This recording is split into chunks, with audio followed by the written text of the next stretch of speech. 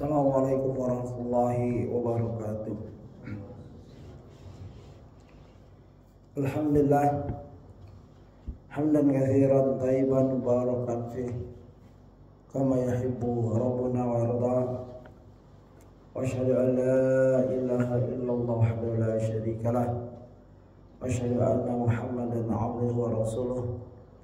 Ya ayyuhalladzina amanu taqullaha haqqa tuqatih wa la tamutunna illa wa antum muslimun. Allahumma shalli wa sallim ala nabiyyina Muhammad. Ikhwani rahimani wa rahimakumullah, jamaah salat subuh Masjid Al-Balad Bojong Sari Depok yang saya muliakan. Alhamdulillah kajian kita ini sudah sampai yang ke-84 atau 83 ya, dimana sudah mencapai halaman 239. Silahkan dibuka bagi yang punya aplikasinya. Dan ini masih cerita kisah panjang, yaitu beliau Al-Ustaz Dr. Fadil Firanda Mirza LCMA Hafizahullah, motif hadis panjang sekali ya untuk kita ya, alhamdulillah, yang merupakan hadis kumpulan dari Bukhari dan diterjemahkan. Sebelum kita memasuki pelajaran kita, alangkah baiknya kita memotivasi diri, di mana zaman-zaman ini kita memerlukan nasihat yang sangat penting ya, dan berterusan. Nasihat itu sifatnya berterusan dari para ulama, dan kadang-kala ulama tidak jumpa dengan kita atau kita tidak sampai menggapai kefahaman nasihat mereka, maka dibawakan oleh para asatizah ya, bahkan diterjemahkan dan disebarkan di grup para asatizah seluruh Indonesia. Ya, alhamdulillah kita kumpul di beberapa grup seluruh Indonesia, dokter-dokter lulusan Madinah dan lain-lain. Di antaranya nasihat yang disebarkan yaitu salah satunya adalah al-asbabu da'iyatu an talabil ilmi, sebab-sebab yang menghalangi dari menuntut ilmu. Kenapa menuntut ilmu ini berat kadang-kala? Ya, karena itu kerjaan syaitan. Padahal Allah menyatakan dalam hadis, wa may yuridillahu khairan yufaqihu fid-din. Barang siapa yang Allah kehendaki padanya, pada seorang kebaikan, maka difaqihkannya terhadap dinnya. Dinullah, inna dina indallahil Islam, yaitu dinul Islam yang di sisi Allah yang Allah ridai, yang kita akan mati dalam membawanya insyaallah dan mempertahankannya. Karena boleh jadi ya, Allah tidak ridha terhadap diri seorang sehingga mati dalam kekafiran. Bahkan ada ahli tauhid, ulama di Saudi menulis kitab tauhid, mati dalam keadaan mulhid, yaitu tidak percaya Rabb ya, padahal sudah ada karangannya tentang tauhid ya. Jadi kita bersyukur kalau Allah mudahkan kita dalam menuntut ilmu ya, sebagaimana Syekh bin Baz, mafhum dari mafhum mukhalafah, kefahaman kebalikan yang di dalam syariat itu ada kefahaman yang sejalan, ada kefahaman yang berbalikan. Mafhum mukhalafahnya, barang siapa yang Allah tidak inginkan kebaikan pada diri seseorang tersebut, susah dia belajar agama. Hatta ya sudah dijejalin ya, sudah banyak sarana media dan lain-lain. Begitu maksudnya. Kalau seorang susah belajar agama di tengah hutan, tidak ada komunikasi, wajar, dan itu dapat uzur syar'i ya, namanya ya uzur bil jahl uzur kejahilan, tidak dikasih uzur, atau seorang yang tidak ada guru sama sekali di negerinya. Tapi kalau orang begitu banyak dai, kitab dan lain-lain, komunikasi, internet dan lain-lain, masih tidak sempat atau tidak bisa belajar agama, maka memang orang ini memang digiring oleh Allah untuk tidak mendapat kebaikan yang ujung-ujungnya neraka. Naudzubillah. Oleh sebab itu, salah satu nasihat yang saya kutip adalah wa qad yamna'ul insana min talabil ilmi ya bikibaris sinni. Kadang seseorang terhalang dari menuntut ilmu karena merasa sudah tua. Saya sudah tua, ya, sudah mulai rabun mata saya, pendengaran juga sudah kurang. Sudahlah, ya, begitu. Dari apa? Min talabil ilmi bikibaris sinni. Karena ketuanya, ya, wastihyaihi, ya, min taqsirihi min sighari, ya, dan malu atas kekurangannya di masa muda untuk belajar. Waktu muda poya-poya, ya, hidup dugem, muda poya-poya, tua ingin masuk jannah. Ada orang kayak gitu, banyak, bukan ada. Itu poya-poya waktu muda, umurnya habiskan di tongkrongan, di dugem, di gemerlapannya dunia, tua, ya, ingin masuk jannah. Begitu. Ya, dan malu atas kekurangannya di masa muda untuk belajar. Atau mungkin seseorang tidak dapatkan keuangan dan lain-lain di masa mudanya karena mencari nafkah, sehingga ya kalau itu insya Allah dapat uzur, ya, begitu. Ya. An yakuna mausuman bih, ya, seorang itu dan malu atas kurangannya di masa muda untuk belajar, lalu ia memilih kebodohan sehingga dicap dengannya, ya, begitu. Wasaru ala ilmi ayyasira musayyatan bih, ya, dan akibatnya terhadap ilmu adalah menjadi terhalang karenanya. Sadarnya pada tua, tapi tua itu sudah tidak punya perbekalan. Mata sudah mulai rapuh, tulang-tulang sudah mulai ngilu-ngilu kalau dia baru, ya. Bahkan tambah malu, ya. Dan ini termasuk dari kebodohan serta tipuan kemalasan, ya. Wa hadza min khurujil jahl, ya, wa ghururil kasal, ya. Dan ini termasuk dari kebodohan serta ketipuan kemalasan. Sudah tua, sudah gak ada harapan, lebih baik udah seperti gini aja. Ini adalah termasuk dari kebodohan yang hakiki dan tipuan kemalasan, begitu. Li'anna al-ilma idza kana fadilatan fafaqaduhu zil, ya, adhani fihi aula. Sebab jika ilmu itu adalah suatu keutamaan, maka orang yang berakal lebih utama untuk memperolehnya.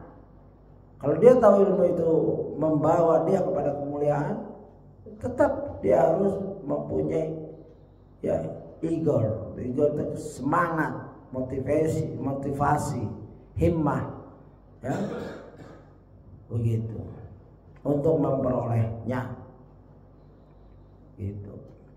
Wal ibtida'u bil fadilati fadilah, dan, ya, memulai keutamaan adalah suatu keutamaan. Walaupun mulainya di hari tua, itu suatu keutamaan, karena mungkin Allah kasih hidayah di hari tua. Betapa banyak sahabat mendapat hidayah umur 50, 60. Ya, tapi mereka melihat sisa waktu yang Allah beri. Kita mungkin muda poya-poya, nggak belajar bahasa Arab, nggak belajar tajwid, nggak belajar ini, nggak belajar itu. Banyak faktor itu. Orang yang belajar dari muda aja, dari anak-anak belum tentu dapat. Ya ilmu tuh begitu. Andai kita punya waktu 200 tahun, kita curahkan dari umur 4 tahun menuntut ilmu, itu kita belum tentu dapat. Ya, ya dapat, tapi tidak semua. Ilmu itu luas. Ya. Dan sungguh seorang tua yang belajar lebih baik daripada seorang tua yang tetap bodoh, kekal kebodohannya. Ya, begitu. Ya.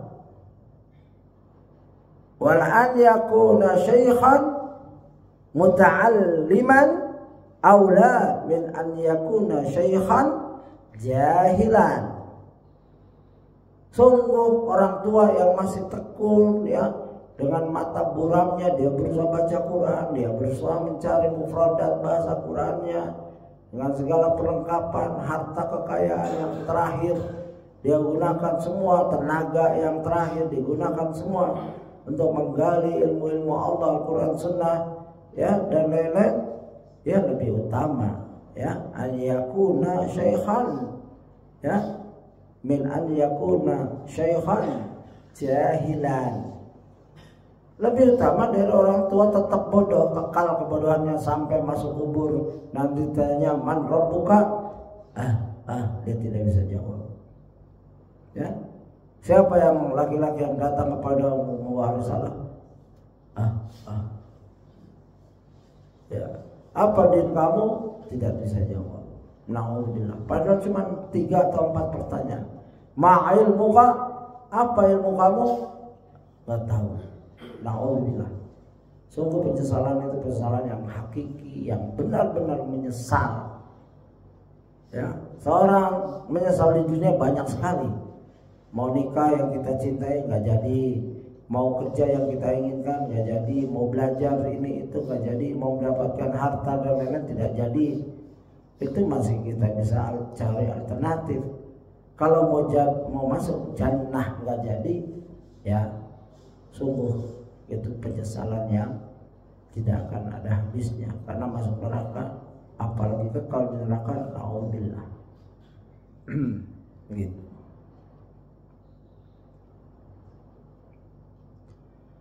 Dijelaskan di sini, hukiya itu hukiya diriwayatkan, ada Aba Yusuf al-Hakama ra'a syaikhan kabiran yuhibbu nazara fi ilmi.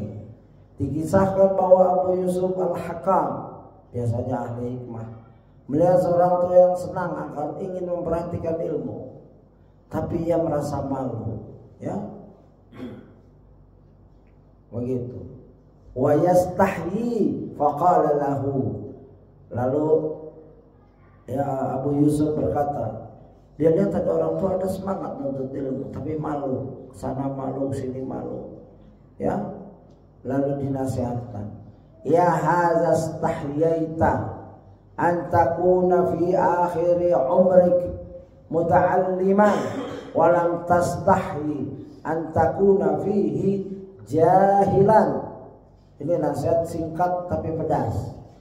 Wahai orang ini, engkau malu belajar di akhir usiamu, tapi tidak malu menjadi bodoh di akhir usiamu. Coba, bodoh tidak malu, bodoh tua tidak malu, tapi nuntut ilmu tua malu. Syaitan membolak-balikkan hati seorang. Ya, padahal ada hadis, idza lam tastahyi fasna ma syi'ta. Jika udah nggak tahu malu, buatlah apa yang kamu mau buat. Rata-rata maksiat, kesesatan, karena orang ini sudah tidak tahu malu. Firaun tidak tahu malu mengaku Tuhan, padahal menciptakan 1 butir gandum aja nggak mampu. Namrud tidak malu mengaku Tuhan, padahal menciptakan 1 tetes air saja tidak mampu. Keringat yang hasil dari badannya aja bukan ciptaan dia, ciptaan Allah. Ilernya dia tiap bangun tidur apa ciptaan dia? Tapi tidak malu, ya, sesuai dengan ayatnya, memang zalim. Ya, inna aradna al-amanata 'ala as-samawati wal arda wal jibal fa abayna wa ashrafna minha wa hamala al-insan innahu kana zaluman jahula. Zalim banget kita ini, naudzubillah. Padahal Allah tidak zalim sedikit pun. Andaikan ada orang disiksa, ya, andaikan ada orang lahir sejak lahir miskin, susah, gembel dan lain-lain, dihina orang, itu Allah nggak zalim. Ada sesuatu di hatinya yang kita tidak tahu dan dimatikan dalam keadaan gitu, terus masuk neraka lagi. Ya, pasti ada sesuatu. Allah Maha tahu, kita nggak tahu. Kok orang ini nggak ada kenikmatan hidupnya terus meninggal kafir? Itu urusan Allah. Ya, kita nggak usah ngutik-ngutik. Tapi kita hukumi dia kafir, mau miskin dari lahir miskin, nggak pernah hidup bahagia, tetap meninggal kafir. Ya udah, kita hukumi kafir. Khalidina fiha, kekal di api neraka, selesai. Ya, begitu. Nah, ini Abu Yusuf nyatakan, engkau malu belajar di akhir usiamu, tapi tidak malu menjadi bodoh di akhir usiamu. Ya, malu belajar ilmu tapi tidak malu dibilang bodoh. Ya bahlul, cuma nggak dipanggil gitu aja. Ya, sudah tua salat nggak paham, sudah tua baca Quran nggak paham, nggak bisa, bahkan nggak malu dia pegang titel itu, jahil sampai matinya, naudzubillahi min dzalik. Ya, wa qala zamighani wallah, ya, la'an umur ta taliban lil ilmi ahabbu ilayya min an, ya, a'isha qani'an bil jahl.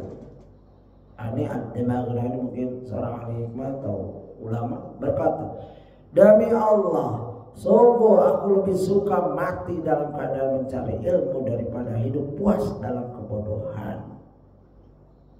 Ya, ilmu itu menjaga. Sebagaimana Ali radhiyallahu menyatakan, perbedaan ilmu dan harta, salah satunya ilmu menjaga, harta kita harus jaga setiap saat, hitung-hitung. Ilmu menjaga, kita mau buat sesuatu dengan ilmu. Ilmu itu mulianya sampai akhirat, sampai jannah. Harta kalau nggak dinafkahkan dengan benar, dia jadi bahan hisab nanti. Bahkan di antara harta ada yang dijadikan setriskaan yang berbentuk emas dan perak dan ditriskakan kepada pemiliknya.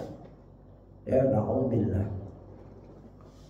Dan dijadikan ular yang akan menggigit, mematok kepalanya, ular yang panas sekali bisanya.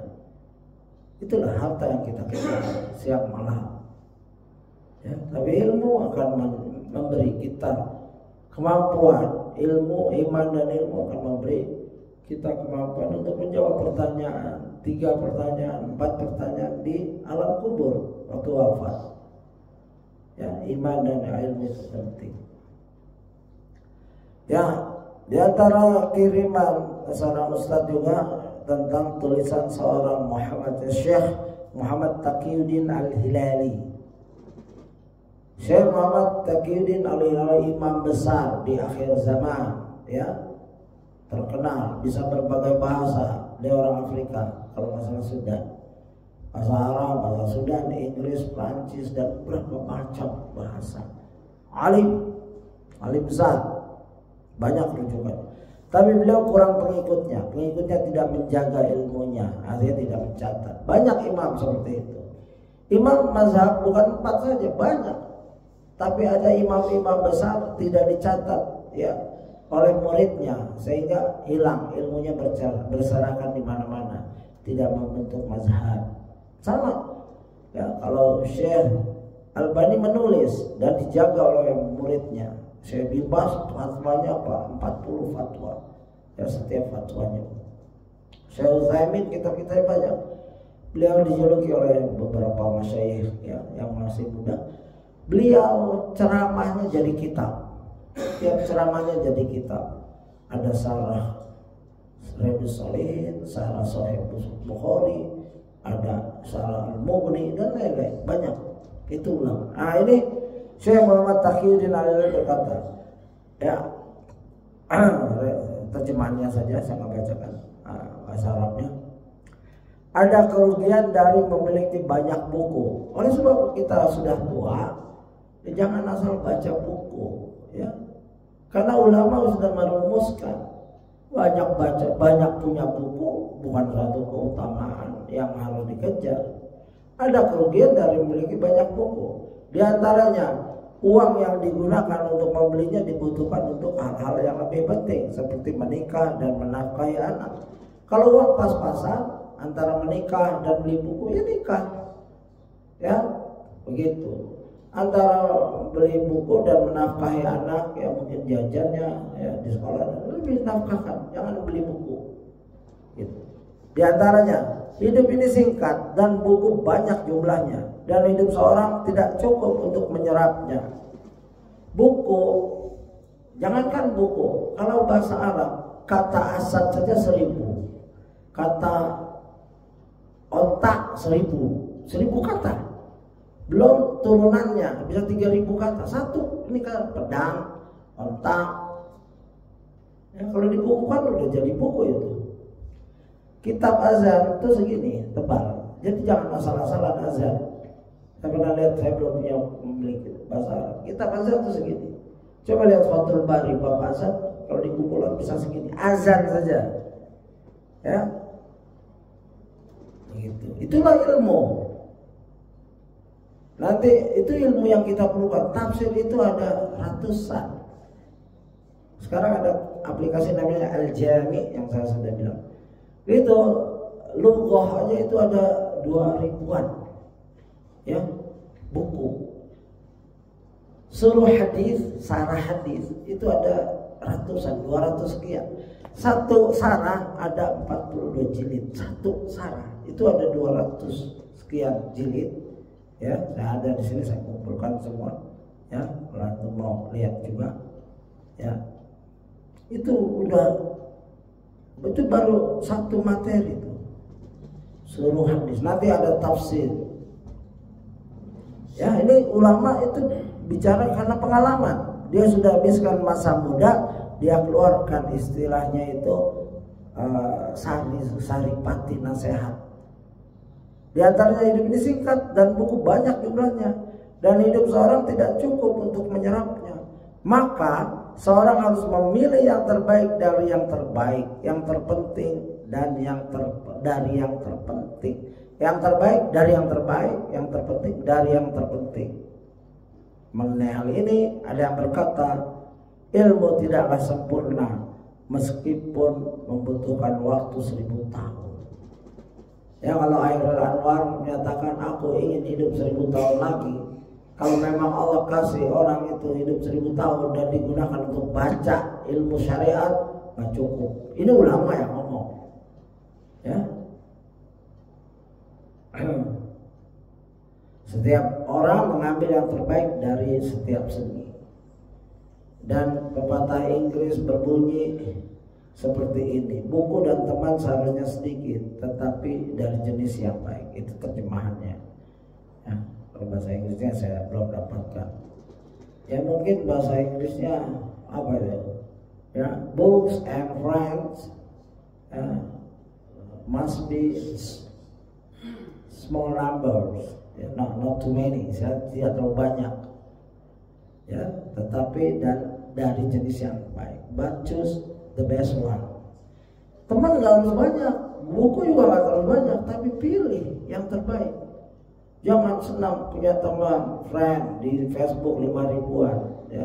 Kecuali ada niat berdakwah kepadanya, kita nggak kenal satu persatu. Mereka minta pertemanan, kita add dalam rangka mungkin dapat nasihat dari kita, dapat postingan dari kita, silakan. Tapi teman dalam kehidupan nggak usah banyak, ya. Tapi pilih yang terbaik dari mereka. Nggak semua, kita nggak ada waktu melayani mereka, karena setiap teman, apalagi sahabat, menyita waktu ngobrol, ngopi bersama, nanti ngomongnya ujung-ujungnya gibah. Banyak sekali ya kita maksiat. Ya, saya lihat kehidupan di Australia, orang-orang kumpul, ya, killing the time, membunuh waktu karena rindu mana Indonesia, nggak bisa pulang kerja, capek, kumpul satu rumah ngomong dari pagi kalau libur Sabtu Ahad, Ya weekend mereka ngobrol habis waktunya untuk yang ya hura-hura saja. Tato tua, tato mati. Nauzubillah. Dan betapa banyak kita lihat orang-orang tua yang habis waktunya di pinggir-pinggir kedai kopi, ngerokok, sudah punya cucu, nggak tahu di mana cucunya, anak apalagi berapa anaknya, setiap anak sulung semua. Nauzubillah. Paham? Setiap anak sulung semua. Dari ini lain sulung, dari ini lain, dari ini nggak tahu bertebaran di mana. Allah yang nggak tahu dia, dihitung nantinya. Ya, gitu. Buku juga begitu. Sekarang di kita di tab saya ini ada ribuan bahasa Arab, ribuan buku bahasa Inggris. Karena saya emang hobi dari kecil, dari muda. Alhamdulillah saya dapat beasiswa jadi biasa buku, beli buku di Senen. Kalau kita Al-Ma'arif, kita Bulan Bintang, saya datang itu dari umur ya STM kelas 1. Saya biasa koleksi buku, biasa punya perpustakaan di mana saya juga, karena saya pindah-pindah tercecer. Ada yang saya memang buang karena buku yang menyimpang dari kepahaman saya sekarang gitu. Tapi mana yang kita bisa baca dari kitab-kitab itu? Oleh sebab itu bersyukurlah bahwa orang yang di hari tuanya dapat petunjuk. Ya, kalau Syekh Walid Saifun Nasar menasihati guru saya, guru kita yang sering datang, sekarang sudah tidak bisa datang lagi. Saya pun tidak bisa mengunjunginya, beliau ingin sekali dikunjungi. Ya, Syekh Walid Saifun Nasar, muridnya Al-Albani salah satu. Ya, yang kalau beliau isi daurah itu Ustaz Abdul Rafiq bersimpuh. Ya, Ustaz Mukti Ali, saya sebut nama ini karena saya mengikuti. Bersimpuh, ya dekat sekali dan bertanya seperti anak kecil, seperti murid-murid SMP, SMA. Begitu seorang, padahal Syekh Abdul Rafiq Syekh udah tua. Orang pertama punya pondok 4.000 mungkin santrinya. Tapi saya lihat ketawaduannya terhadap. Padahal Syekh Walid Saifun Nasar sama usia dengan saya, lebih muda. Tapi karena ilmu takzim mereka. Ya. Ustadz Yazid Jawas rahimahullah hormat sekali sama Syekh Walid. Ya, padahal beliau juga ulama. Ya rahimahullah. Ya saya saksikan itu dia dapat saya waktu mendampingi. Beliau ingin belajar dengan Syekh Walid. Itulah sifat. Padahal masih muda dibanding usia para senior kita, Syekh Abdul Rafiq, Mufti Ali, Syekh Mufti Ali, Allah dan lain-lain. Tapi karena ilmu orang itu dimuliakan. Apalagi ilmu Quran dan Sunnah, ya sirah. 3 ilmu yang kita harus sisa waktu kita habiskan, yaitu Quran, hadis, ya sirah, agar bermanfaat untuk diri kita. Ya. Untuk menempuh ini bahasa. Kalau bahasa sudah terlambat, ya sudah mungkin sudah tua, agak susah menghafal. Ya, wazan sudah apa adanya. Tapi tetap bahasa jangan ditinggalkan, karena nikmat belajar bahasa itu. Ya, bisa murojaah waktu kita masih muda, apa yang kita dapat jangan ditinggalkan itu, walaupun sekedar ya fa'ala yaf'ulu, fa'ala yaf'ilu, fa'ala yaf'alu. Wazan-wazan itu kalau bisa kita tetap terapkan di Al-Quran dan hadis setiap kita baca. Begitu ikhwah, sekedar nasihat untuk memotivasi. Dan jangan pernah meninggalkan majelis-majelis yang yang Allah mudahkan kita, tapi kita bahkan menjauh. Ya takutnya benar-benar Allah jauhkan kita dari nikmat yang menuntut ilmu. Na'udzubillah. Baik, kita masuk pada pelajaran kita, yaitu teks panjang ya di halaman 235. Teks ini berbahasa Arab lalu diterjemahkan dari halaman 237, 238, 239. Saya sudah 3 kali pertemuan belum selesai ya, karena kita bukan untuk menyelesaikan, kita mengambil untuk faidah kehidupan kita. Ya, kita sudah sampai di proses, yaitu kisah seorang bunda ibu, yaitu Ummu Ismail Hajar, ya, dalam proses mendampingi Rasulullah, yaitu Ibrahim alaihissalam. Ya, Ibrahim alaihissalam moyang, ya judul pembahasan kita adalah Ibrahim alaihissalam adalah moyang. Nabi Ibrahim alaihissalam adalah moyang Nabi Muhammad SAW mulai dari 234. Ya, asal usul nasab Rasulullah. Pertama, Nabi Ibrahim alaihissalam adalah moyang Nabi Muhammad SAW. Sejarahnya silakan, ya, saya nggak bisa ulang lagi, nanti nggak maju-maju kita.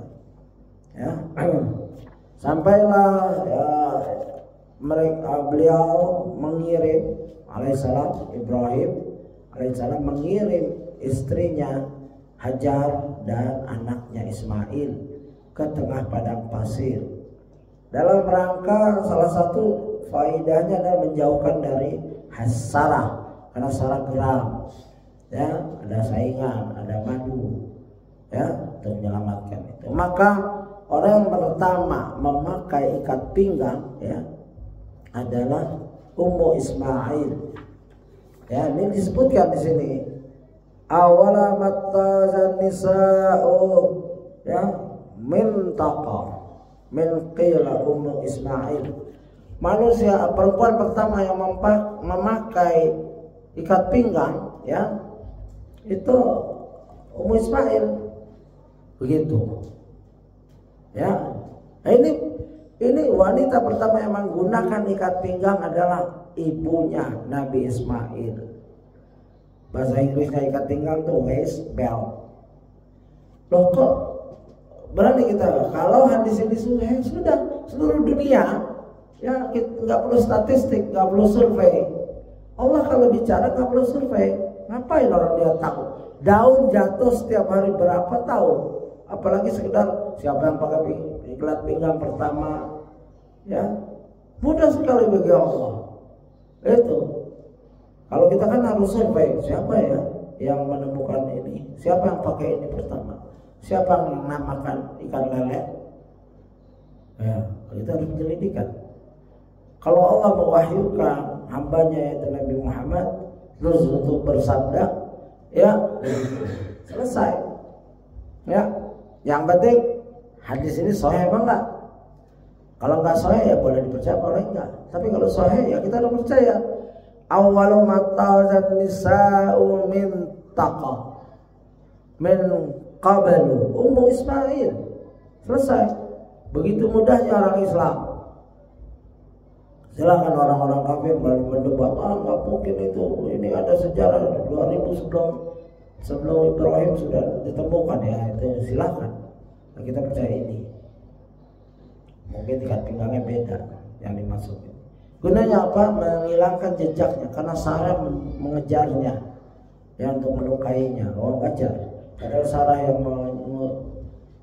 ya, Sarah waktu dicoba oleh Allah, yaitu di Nabi Ibrahim itu pindah dari Irak berdakwah nggak diterima. Bayangkan satu negeri didakwain Nabi Ibrahim, padahal Rasul nggak ada bertauhid. Pindah ke Haran, itu perbatasan antara Turki dan Irak, ya, Turki dan Syam, nggak ada yang menerima juga.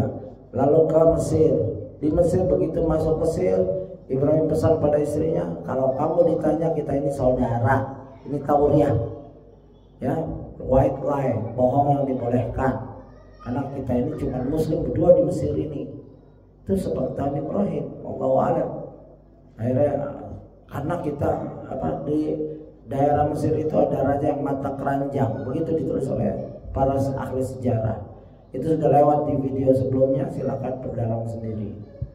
Sampailah, ya, Sarah mengejar, lalu Nabi Ibrahim menghijrahkan Hajar dan Ismail ke Mekah. Setelah di Mekah ditinggal kamu di sini, Ibrahim balik. Ya, Hajar mengejar. Kamu mau meninggalkan kami di tempat yang nggak ada sesuatu kecuali ada dikasih air dan kurma, kantong air dan kurma. Ya, Nabi Ibrahim jalan terus sampai berapa miroran, berkali-kali nanya, nggak dijawab. Ya, begitu. Itulah kisah keagungan yang sampai jadi syariat, ya, syiar, ya, haji, ya. Kita nggak akan ulang lagi. Itu sampai Hajar nanya akhirnya, apakah Allah yang menyuruh kamu? Iya. Baru Hajar tanya, oh kalau gitu Allah tidak akan menelantarkan kami. Coba lihat seorang ibu dengan anak ini sedang menyusui, ya, di tengah padang pasir yang gak ada apa-apa, dibawa oleh suaminya dan ditinggalkan. Kalau dari sisi kemanusiaan, ya pasti dikritisi. Lihat nih, kezaliman. Tapi dari sisi Allah mudah. Bumi punya Allah, apa yang di dalamnya Allah tahu, dan punya Allah juga. Kapan Allah mengeluarkan, ya? Dan ini adalah hikmah keimanan buat orang beriman, ya. Tidak ada jalan kecuali kita beriman kepada kekuasaan Allah. Ibrahim percaya Allah, ini perintah Allah. Gak akan bertanya, ya Allah kan gak ada air, ya Allah kan gak ada tumbuhan. Gak begitu sifat orang beriman.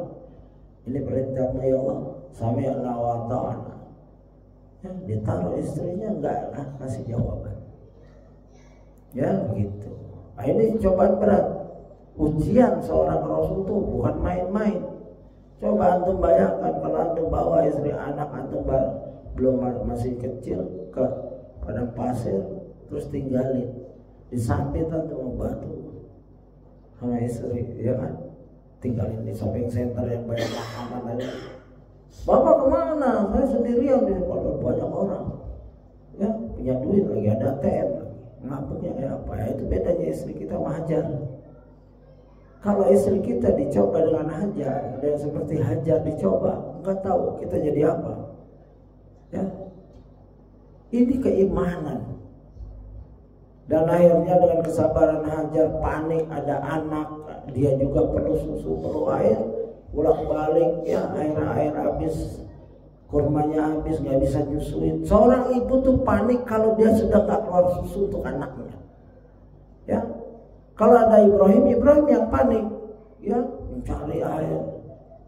Ini nggak ada suami. Saya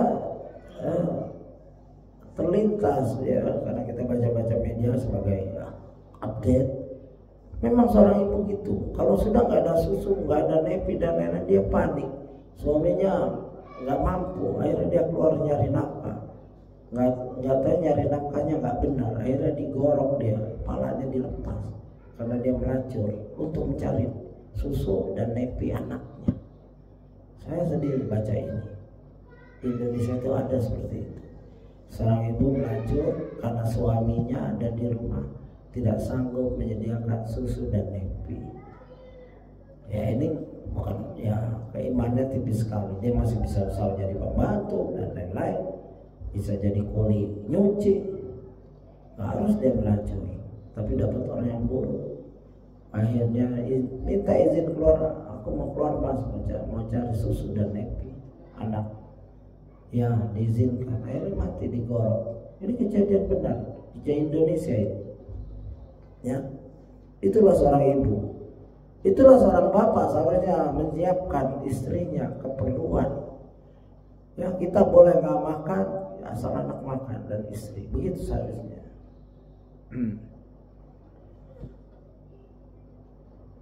Lalu Hajar panik dan malaikat datang dan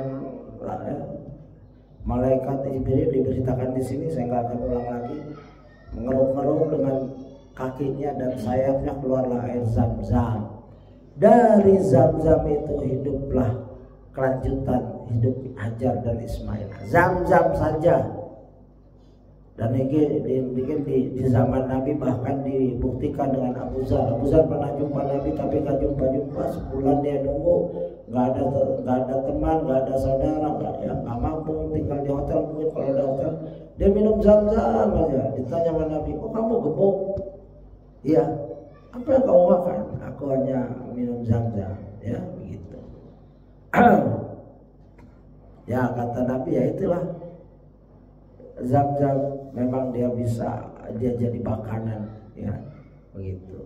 Ini kesaksian hadis di mana Zam-Zam ya menjadi makanan, ya begitu. Dan bersyukur antum yang pernah minum Zam-Zam dari sumbernya langsung. Dan ini sumber kehidupan yang Allah kasih. Dalam ayat, ya, al-ma'i kulla syai'in hayy wa ja'alna minal ma'i kulla syai'in hayy wa ja'alna minal ma', dan Allah jadikan dari air semua kehidupan yang makhluk hidup maksudnya. Wa ja'alna minal ma'i kulla syai'in hayy, ya begitu dalam potongan ayat, ya gitu.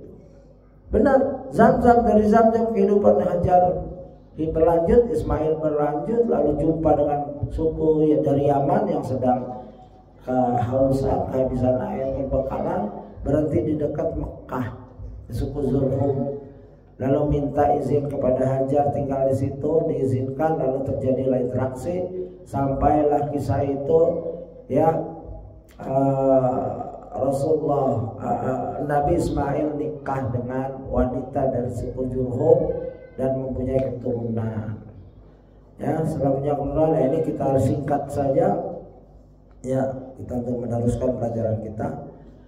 Sehingga ya, di sini dijelaskan oleh Ustaz, beliau menukil wa syaba gulamu wa ta'allama al-arabiyya minhum wa anfasuhum wa ajabuhum haina syabba walama daraka zawjahu imra'atan minhum. Dan Ismail pun sudah beranjak belia, Ismail pun mempelajari bahasa Arab dari mereka, dan mereka pun menikahkan salah satu wanita mereka dengan Ismail, lantaran mereka memang mengagumi Ismail. Ingat, Arab itu ada 3, Arab Baidah, Arab yang sudah punah, yaitu kaum Nuh, kaum Ad, ya, kaum Ad, Nabi Nuh, dan Tsamud, Nabi Saleh, punah ini. Ada Arab Mustarabah, Arab asli, diketuai dengan suku Kahtaniyah, terus Sabah, terus Himyar, ya, dan lain-lain. Lalu Arab Musta'aribah, lalu ada Arab lagi Aribah, ya, tadi Aribah, yang ketiga Musta'aribah, ya, namanya ini bolak-balik. Pokoknya Arab yang punah, Arab asli, dan Arab berastran. Nah ini, ya, Nabi Ismail adalah Arab belastran, bukan asli Indo, ya. Kalau orang Indonesia nikah sama orang lain itu Arab, ya, begitu. Belastran, bukan asli. Tapi Ismail dari kecil sudah berbahasa Arab, nikah dengan orang Arab, berkata-kata dengan bahasa Arab. Ya, Nabi Ismail adalah bukanlah orang Arab asli, namun sejak kecil dia tinggal di Jazirah Arab, belajar bahasa Arab, serta menikahi seorang wanita Arab asli. Kemahiran Nabi Ismail AS dalam berbahasa Arab sangatlah tinggi, bahkan kefasihannya melampaui orang-orang Arab asli. Ya, Rasulullah SAW bersabda, "Awalu man futihallah lisanahu bil arabiyyatil mubinati Ismail." Ya, dalam hadis ini nyatakan hasan oleh Al-Hafiz Ibnu Hajar. Ismail adalah manusia pertama yang Allah mudahkan lisannya untuk berbahasa Arab dengan sangat baik. Ini pujian, ya, dari Rasulullah berdasarkan hadis, ya, begitu. Setelah wa matat Ismail, lalu Hajar meninggal. Wajah Ibrahim ba'da ma tazawwaja Ismail, ya tali'u tarkatuh falam yajid Ismail. Setelah nikah, ibunya wafat, beliau nikah hidup di daerah Mekah itu, artinya tetap, ya, memiliki hak menjaga air itu diwariskan ke Ismail. Ya, waktu pertemuan suku Jurhum dan Hajar, suku Jurhum sopan, "Kami mendapati engkau mempunyai air, bisakah kami tinggal di sini?" Ya. Hajar tegas, "Boleh, tapi air kekuasaanku." Ya. Setelah itu terjadi barter, pertukaran air dengan daging, air dengan kendaraan, dan lain-lain. Jadilah kehidupan bermasyarakat.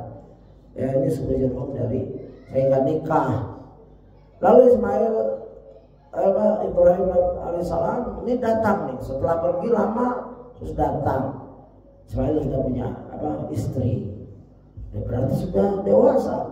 Lama sekali perpisahan itu.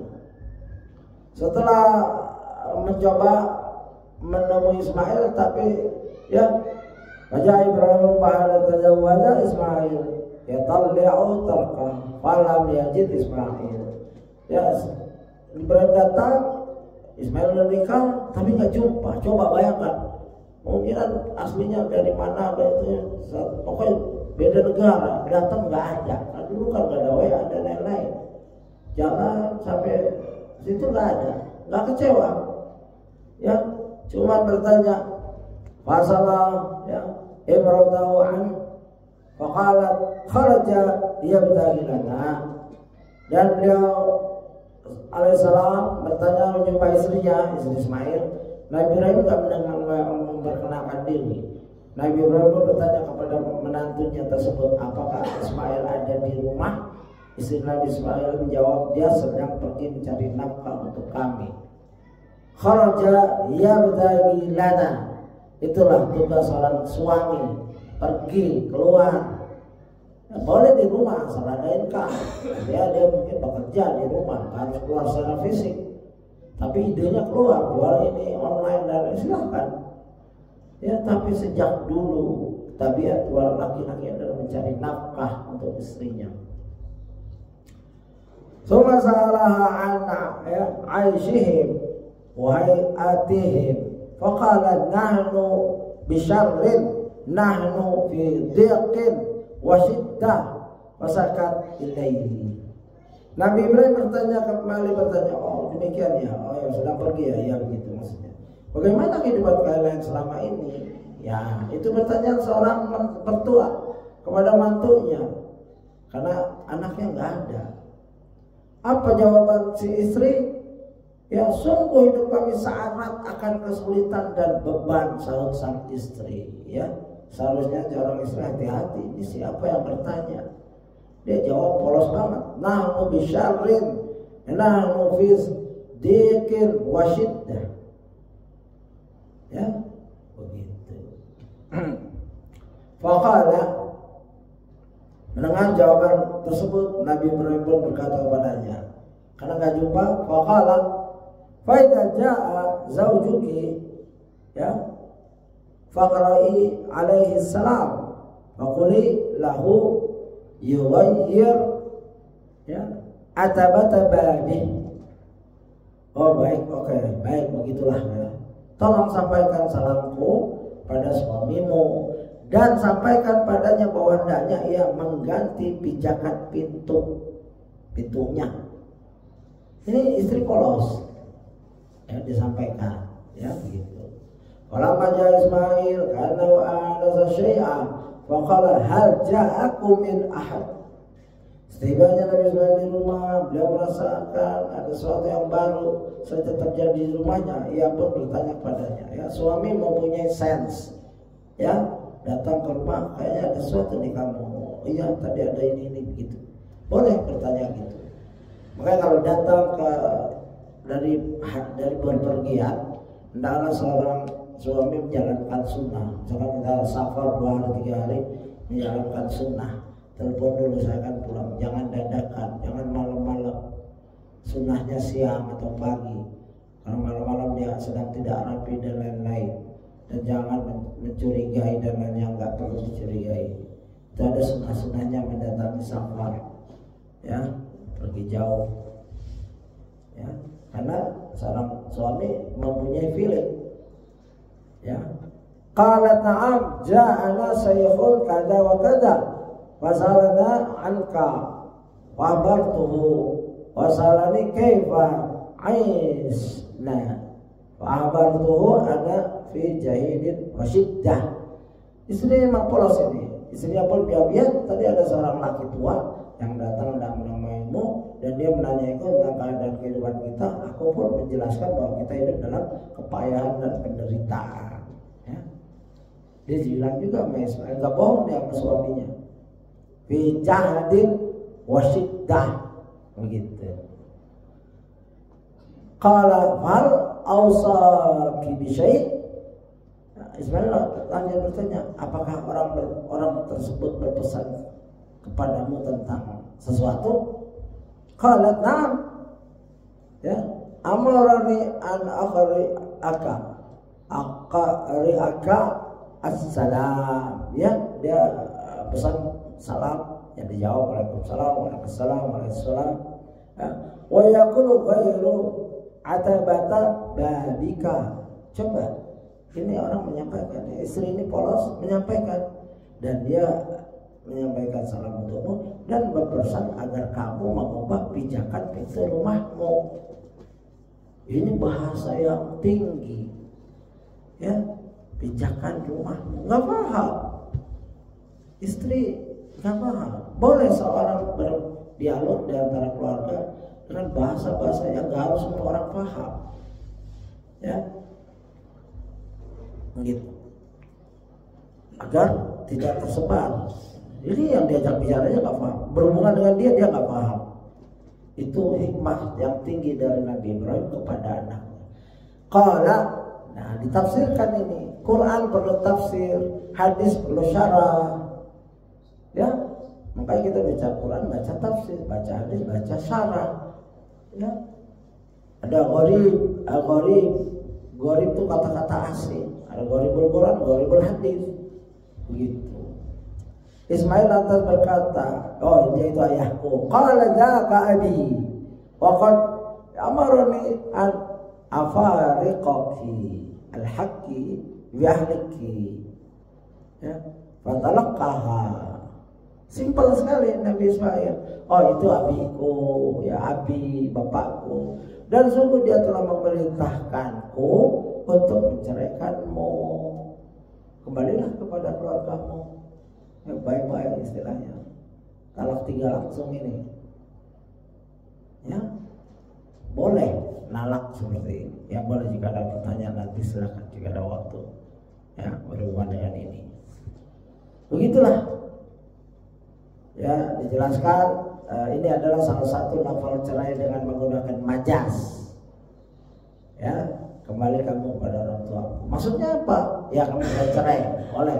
Majas boleh dijelaskan, boleh tidak. Kalau nggak dijemput-jemput, ya udah berarti talak 3. Talak dengan lafal semacam ini hanya dianggap jatuh jika disertai dengan niatan menceraikan. Berbeda dengan lafal cerai yang sharih, gamblang, seperti aku ceraikan kamu, maka talak langsung jatuh dengan mengucapkannya, walau tanpa disertai niat. Hati-hati ya. Majas, kamu pulang sana. Kalau orang tuamu niatnya apa? Oh, kesal aja, saya nggak pengen lihat mukanya 3 hari. Boleh, gua cerai. Kamu saya cerai, canda ya. Wah ini cerai. Sungguh-sungguhnya bercandanya cerai itu cerai. Kayak hati-hati jadi seorang laki. Jangan bentar-bentar cerai, bentar-bentar cerai. Mulutmu itu harimaumu. Ya nggak boleh. Ribut cerai kamu. Ntar malam digauli. Cerai kamu. Ya ratusan kali ada orang kayak gitu. Saking jahil. Tidak boleh seorang laki-laki mudah-mudah mengucapkan itu. Mau marah kayak apa? Ya, karena mulutnya adalah hukumnya. Ya, hati-hati itu. Itu talak sharih, jelas. Mau main-main, oh niatnya saya cuma mengancam Ustaz. Tidak, ya, harus kamu ceraikan. Kalau udah 3 kali nunggu cerai, talak bain, ya, dia harus nikah dulu sama orang lain. Dan tidak boleh merekayasa. Nelpon teman, kamu nikahin mantan saya, nanti kamu ceraiin ya 9 bulan saya kasih uang. Ini tidak boleh, haram. Dan nikah sebagai suami istri, kecuali ada sudah dia pisah sendiri, kita ketemu lagi mantan kita mantan orang lain lagi, baru nikah lagi, boleh. Tidak ada rekayasa, ya, itu. Itu sih ilmu sedikit. Walabitha anhum Ibrahim masya Allah summa tahum ba'du falam yajiduhu. Coba betapa sabarnya Nabi Ismail dan Nabi Ibrahim. Berapa tahun kemudian Nabi Ibrahim AS kembali datang menyusul putranya. Sampainya di Mekah, Nabi Ibrahim berlangsung di rumah Nabi Ismail. Namun ternyata Nabi Ismail AS ketika itu sedang keluar lagi. Ada'ala ala imratihi fasalathu anhu faqala kharaja ia bagi lana. Dan dia hanya menjumpai istrinya. Dan Ibrahim bertanya kepada menantunya tersebut, apakah Ismail ada di rumah? Istri Nabi Ismail, yaitu mantunya, menjawab, dia sedang pergi mencari nafkah untuk kami. Sudah dua dibuktikan bahwa Nabi Ismail itu orang suami yang giat berburu mencari nafkah untuk istrinya. Ini teladan buat para pengikutnya, pada umatnya. Ya, jangan malas-malas jadi orang laki. Di rumah saja bikin stres, istri anak stres. Di rumah kalau menghasilkan uang ya nggak ada stresnya. Wanita bukan kesel sama kita. Di rumah nggak ada uang, keluar cari nafkah di luar gitu. Kalau kaifa antum wasalaha an aishihim wa hayatihim faqala nahnu bi khairin wa sa'ah wasdati 'ala Allah. Nabi Ibrahim kembali bertanya, oh demikiannya, bagaimana kehidupan kalian selama ini? Sungguh hidup kami hidup bergelimang karunia dan kemudahan dari Allah. Sahut sang istri sambil memuji dan bersyukur kepada Allah. Ini para istri ingat, kalau orang nanya jangan diumbar semua keluh kesahnya, ya, disimpan. Apalagi hak suami dijaga rahasianya, auratnya dijaga. Ya, jangan diumbar kepada orang lain yang belum dia kenal, kecuali dalam rangka minta nasihat kepada seorang ustaz, kepada keluarga, kepada ayah, kepada ibu, pada mertua. Pak, ibu, anak ibu seperti ini pada saya, tolong selesaikan. Boleh. Bukan untuk menggibai suami. Suami itu orang yang harus dijaga auratnya, kekurangannya dijaga. Ya, istri, suami juga begitu, menjaga kekurangan istri, saling menutup. Nah, antum libasul lahun, ya, kamu baju bagi mereka. Baju itu menutup aurat. Allah pakai kata libas. Libas itu pakaian. Masa mau dibuka semua pakaian istri kita pada orang? Na'udzubillah. Saling menjaga. Kamu pakaian bagi mereka, mereka pakaian bagi kamu. Saling menjaga. Jadi umbar. Wa qala ma ta'amukum? Qalat lahmu. Qala fama syarabukum? Qalat al-ma'u. Nabi Ibrahim kembali bertanya, apa yang biasa kalian makan dan minum? Nah, istrinya Nabi jawab, kami biasa makan daging dan minum air. Ya, daging bukan kemewahan. Ya, saya jumpa pertemanan saya lama dengan seorang Somali. Di sana jajanannya, saya bertanyakan di Australia, jajan kamu apa? Sini kan ada burger, Kentucky. Di Afrika apa? Di Somali. Dia bilang, jajan kami keluar ada daging direbus, kita makan daging. Itu jajanannya. Cemilannya daging, makanannya daging. Begitu. Ya, ini Ismail, ya, kami makan daging dan minum air. Begitu detail seorang tua bertanya tentang anaknya. Kehidupan kamu, alhamdulillah bagus itu. Makanan kamu apa? Ya, daging dan air. Apalagi air Zam-Zam, kan sumber air satu-satunya pada saat itu Zam-Zam. Ya, gitu.